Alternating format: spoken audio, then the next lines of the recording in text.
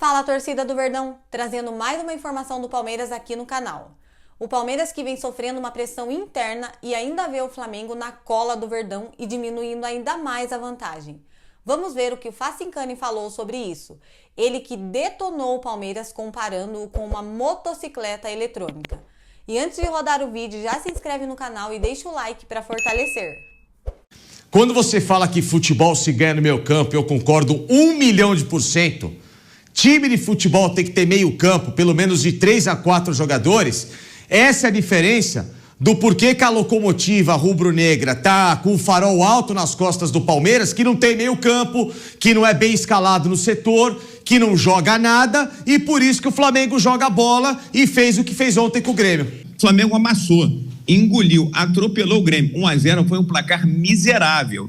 Chegou a ser vergonhoso pelo tamanho do jogo que fez o Flamengo, pelo volume, pela construção, pela solidez, pelo amasso em cima do Grêmio. Era jogo para 3-4-0. O que eu estou vendo agora, nesse momento, na fotografia de agora, antes da Copa do Mundo, tem um carro em alta velocidade piscando nas costas, eu ia falar uma expressão aqui, eu não posso falar, na traseira do carro verde. E o carro verde parece que está ali, ó. Está engasgando. Parece que botou aquela gasolina adulterada. Isso. É bom o carro verde ficar esperto, porque o Flamengo está passando do limite da velocidade. E depois, se passar, vai ser difícil de segurar, hein, rapaziada? Boa analogia, Facinca. Não, a melhor possível, mas é o que eu falo. Na verdade, antes fosse um carro com gasolina adulterado. O Palmeiras é uma motocicleta elétrica que tá acabando a bateria e outra locomotiva na descida. Assim, é o que tá acontecendo. Mas aí é bom, Viga, que a gente deixe explicar o seguinte. Vamos supor que o Flamengo ontem não saísse com o resultado. Não existiria passar pano ao Flamengo ao dizer, puxa, tá vendo, empatou com o Grêmio fora, mas é porque o Flamengo é queridinho, não sei o quê. Não, a gente não ia passar pano, a gente ia dizer, o Flamengo criou, jogou, faltou fazer o gol. É diferente quando o Palmeiras empata com o Remo fora, não jogando nada. Porque se jogasse assim, jogou pra caramba, foi um azar, os deuses da bola, as pessoas têm noção de dizer que o time, quando não soma pontos, por um azar, por uma questão de um dia não tá muito legal, elas vão fazer análise. Futebol é assim. Então a diferença do Flamengo pro Palmeiras hoje não é que, as pessoas têm mais carinho com o Flamengo porque é o time da mídia, porque é o time do Viga, porque aqui na Jovem Pan tem um pilhado e não sei o quê. Não é por isso. É porque o Flamengo está jogando bola. E aí você vem, porque o Palmeiras, todo mundo odeia o Palmeiras. É a narrativa, é contra tudo. Não, porque o Palmeiras não está jogando bola. Porque a partir do momento que o Palmeiras joga bola, o Viga aqui vai vir elogiar, eu vou vir elogiar, todo mundo vai elogiar aqui, não é o caso. Então hoje quem joga bola, quem está com esse farol alto para ultrapassar, e se ultrapassar nesse ritmo ninguém pega, é o Flamengo, por razões óbvias. É só você assistir a um jogo de futebol, Viga. E o Flamengo tá naquele modo espetáculo, né, o Facinca? Tá gostoso de ver, viu, Júlia? Claro! O Flamengo ontem fez 20 finalizações, 2 bolas na trave, teve inúmeras chances, inúmeras oportunidades. Essa questão do Bruno Fux, com gol anulado, o que você entendeu, interpreta? Ele tomou a decisão correta? Bom, vamos lá. A regra não é como as pessoas estão debatendo, tá? Primeiro, o circo que o Palmeiras criou ontem só esqueceu de um pequeno detalhe. Essa regra ainda é passível de interpretação.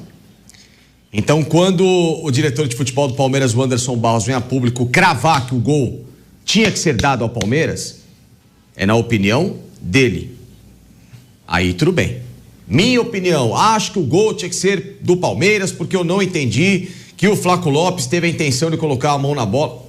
Tá perfeito. Aí a reclamação procede. Agora, quando o Palmeiras quer dar aula de regra sem conhecer a própria pegadinha da regra, aí já começa de novo a se criar a tal da narrativa que o Palmeiras ama que as redes sociais debatam e esqueçam de atacar o real problema que é o futebol, tá? Ao ponto de que hoje tivemos N opiniões de arbitragem e nenhuma das opiniões entrou em consenso, tá? Cada um sempre com a opinião particular dada naquele instante. Por quê? Porque a regra diz o seguinte, se o jogo, isso é da International Board 2025/26. Inclusive a gente está revendo o lance. Tá? Essa é a regra, tá? 25/26.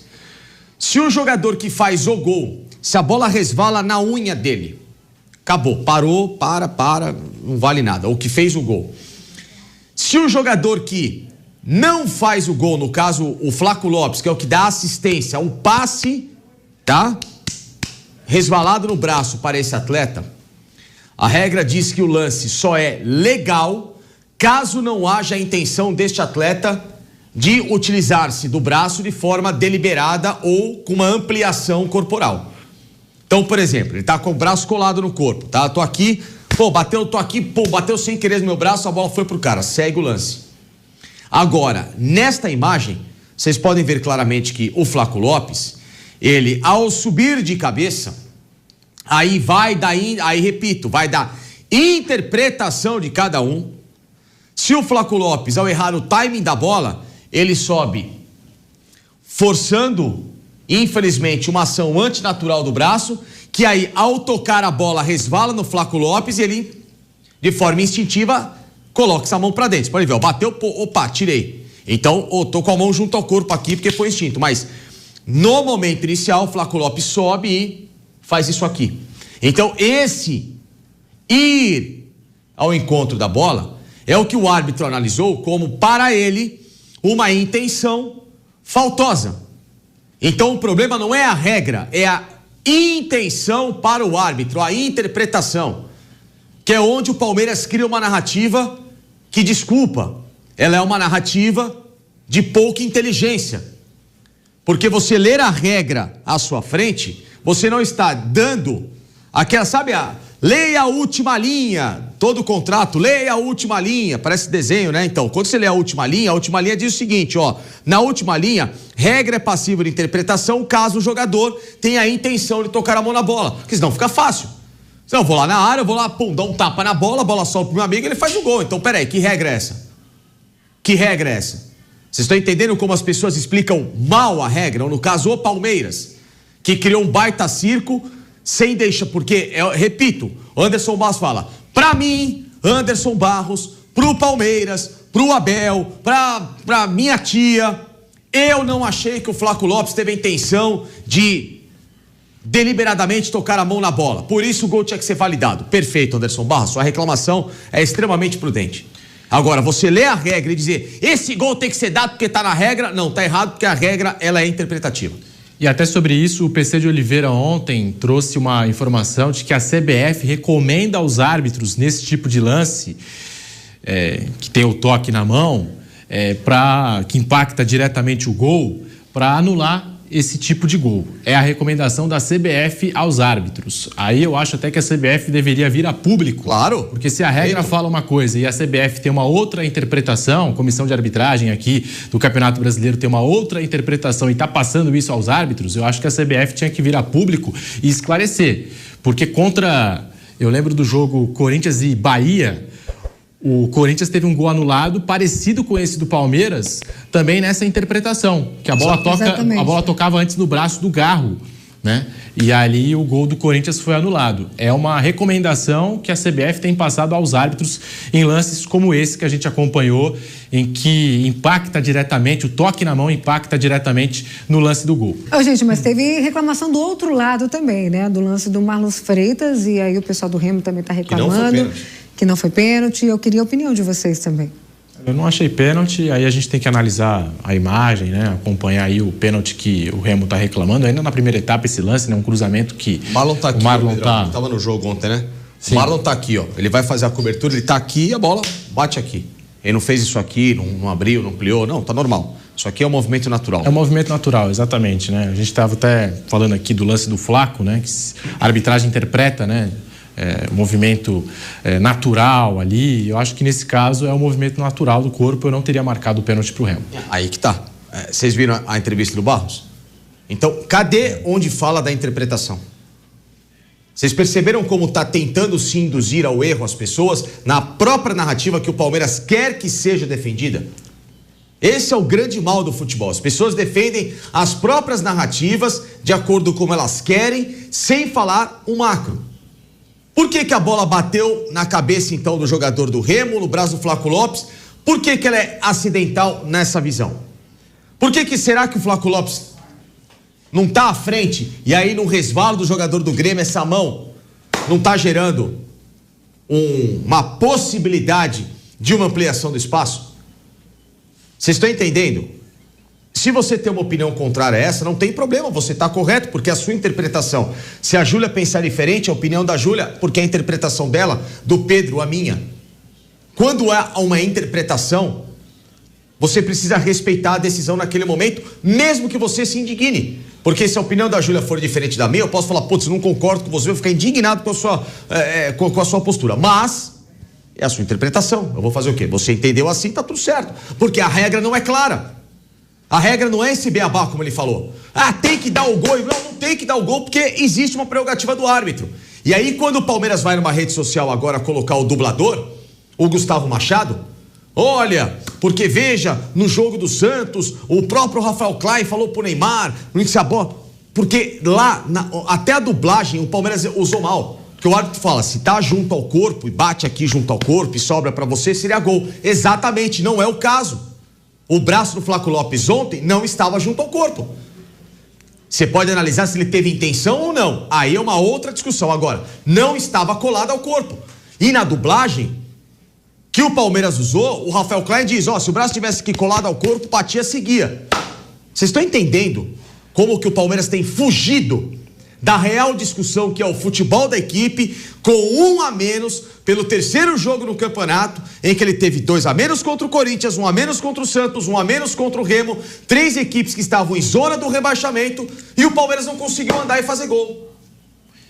E com um detalhe, que a comissão técnica fez aquele levantamento, que o Palmeiras tinha apenas 2 dias de intervalo entre um jogo e outro. O Palmeiras agora jogou na terça-feira pela Copa Libertadores e voltou a jogar domingo. Então a gente está falando de 5 dias. 5 dias de intervalo entre o jogo da Libertadores e o jogo do Campeonato Brasileiro, sendo que nessa semana o Palmeiras joga pela Copa do Brasil, um confronto já liquidado 3 a 0 contra o Jacuipense, pode preservar os titulares. E até falando sobre isso, o Andréas Pereira levou aquela joelhada ontem, está sentindo muitas dores na região, vai ser avaliado pelo Núcleo de Saúde e Performance do Palmeiras, então preocupa, pancada, já virou uma dúvida. Só parece pancada. Que não foi só um trauma, não chegou a ser uma fratura. Isso. Passou por exames hoje. E o Palmeiras que, assim, tá aguardando o retorno do Arthur. O Arthur com edema na coxa, não entrou em campo. A opção foi pelo Jefté, que era o único lateral esquerdo que o Abel tinha ali à disposição. Pouquíssimos minutos em campo, já levou o cartão amarelo. A gente sabe, para o defensor jogar pendurado o jogo é muito arriscado. Aí no segundo tempo o Abel teve que colocar o Kelvin improvisado no setor. Então ali algumas preocupações aí para os próximos jogos do Palmeiras, para essa sequência de partidas. Palmeiras tem Jacuipense e depois Campeonato Brasileiro, Cruzeiro e Flamengo no Maracanã. É isso aí, torcedor. O Palmeiras não vem tendo uma boa atuação nos últimos jogos no Brasileirão. Empatou com o Remo, Santos e teve vários jogos ganhando de 1 a 0. Então é melhor o Palmeiras abrir o olho antes que seja tarde demais. E você, torcedor, o que está achando dessa atuação do Palmeiras? Comenta aqui embaixo que quero saber sua opinião. Ah, e não esqueça de se inscrever no canal para não perder nenhuma informação do nosso Verdão e até o próximo vídeo.